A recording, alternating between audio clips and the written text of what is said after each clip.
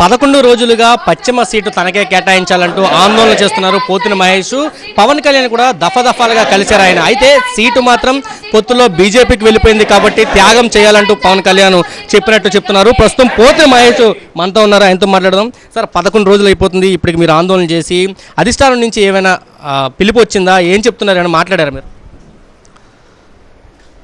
3 రోజుల కిందట కూడా నేను పార్టీ అధ్యక్షులు పవన్ కళ్యాణ్ గారిని కలిసా. సార్, పశ్చిమ నియోజకవర్గంలో మనకి సీటు కేటాయించాలి. సుదీర్ఘకాలం పార్టీకి కష్టకాలంలో మేమందరం కూడా నిలబడ్డాం. రాజధాని ప్రాంతంలో పార్టీని క్షేత్రస్థాయిలో బలోపేతం చేసేలాగా మేమందరం కూడా ఎంతో కష్టపడ్డాం. అధికార పార్టీ చేసేటువంటి అనేక కార్యక్రమాలను కూడా మేము ఎదుర్కొన్నాం. మరి మాకు బలమైనటువంటి నాయకత్వం ఉండబట్టి పశ్చిమ నియోజకవర్గంలో అధికార పార్టీ మరి అక్కడ ఉన్నటువంటి స్థానిక మంత్రిని కూడా సెంట్రల్ నియోజకవర్గానికి మార్చుకున్నటువంటి పరిస్థితి.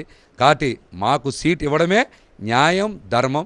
నేను లోకల్, నేను అందరి వాడిని కూడా పవన్ కళ్యాణ్ గారికి తెలియజేశా.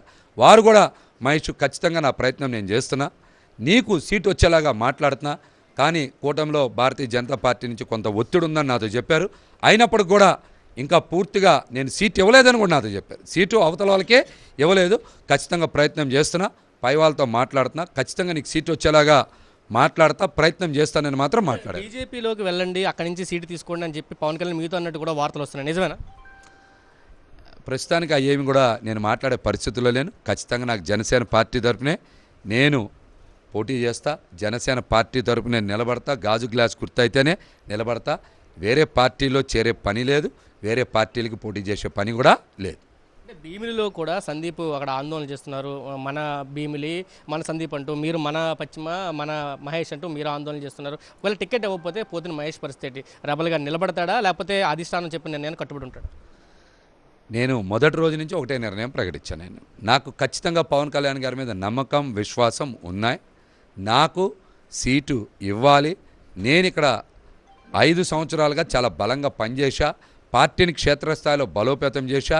ఉద్యమాలు, పోరాటాలు, పార్టీ నిర్మాణమే కాదు, 100ల కొద్ది సేవా కార్యక్రమాలు కూడా చేశా. పార్టీని డివిజన్ స్థాయిలో కానీ బూత్ స్థాయిలో కానీ నిర్మాణం చేశాం.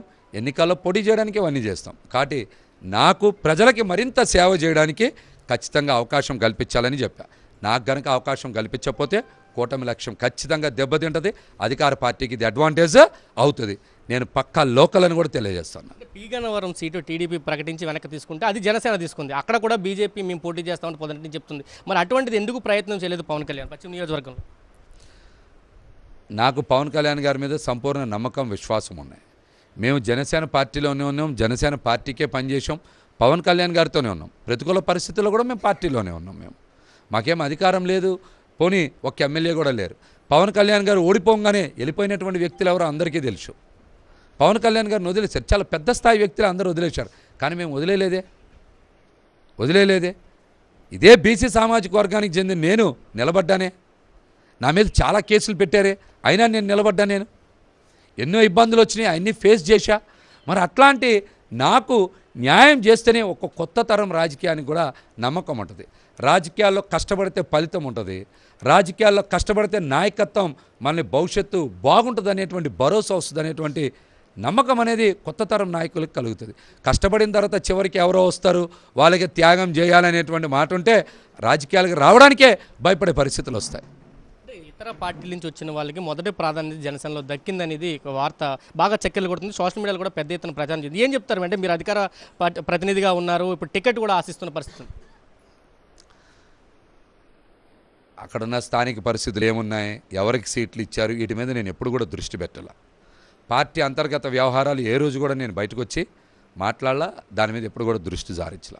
నాకు ఇచ్చినటువంటి పరిధి మొదట్లో జిల్లా ఎన్నికల అబ్జర్వర్గా ఇస్తే జిల్లా మొత్తం ఆ రోజు కూడా బీఫామ్లు అందజేశా.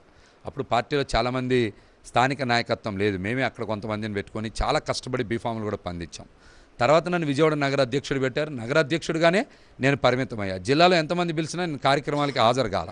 నేను కూడా ఒక ప్రోటోకాల్ సిస్టమ్ని పెట్టుకొని దాన్ని ఫాలో అవ్వాలి, నలుగురికి మనం మార్గం చూపించేలాగా ఉండాలి, కానీ మనం వైలేట్ చేయకూడదు. కాబట్టి నేను విజయవాడ నగరానికే పరిమితమయ్యా. అది కూడా నేను ఎక్కడికి పిలిస్తే అక్కడికి వెళ్ళా. పిలవని దగ్గరికి నేను ఎక్కడికి వెళ్ళలా, నా సొంత పెత్తనం ఎక్కడా చేయలే, మిగతా వాళ్ళలాగా పనికిమాలిన పనులు ఎక్కడ కూడా నేను చేయలే, నలుగురికి ఆదర్శంగా నిలిచా. కాబట్టి ఖచ్చితంగా ఏం జరుగుతుంది అనేటువంటి విషయాల మీద పార్టీయే మాట్లాడాలి, కానీ నేను మాట్లాడే పరిస్థితులు లేను. ఇది చెప్తున్నారు. ఖచ్చితంగా లోకల్గా నేనున్నాను, పార్టీని నిలబెట్టడంలో కూడా క్రియాశీలకంగా పనిచేస్తాను. ఇప్పుడు నాకు కాకుండా కూటమిలో వేరే వారికి పోయిందంటే సహించేది కాదు, ఖచ్చితంగా నేను పశ్చిమ నియోజకవర్గంలో పోటీలో ఉండి తీరతానంటూ పోతిన మహేష్ చెప్తున్నారు. ఖచ్చితంగా పవన్ కళ్యాణ్ ఆ విధంగా ఆలోచించాలంటూ కూడా ఆయన చెప్తున్న పరిస్థితుంది. కెమెరా పర్సన్ నరసింహతో కలిసి సురేంద్ర, సాక్షి టీవీ, విజయవాడ నుంచి.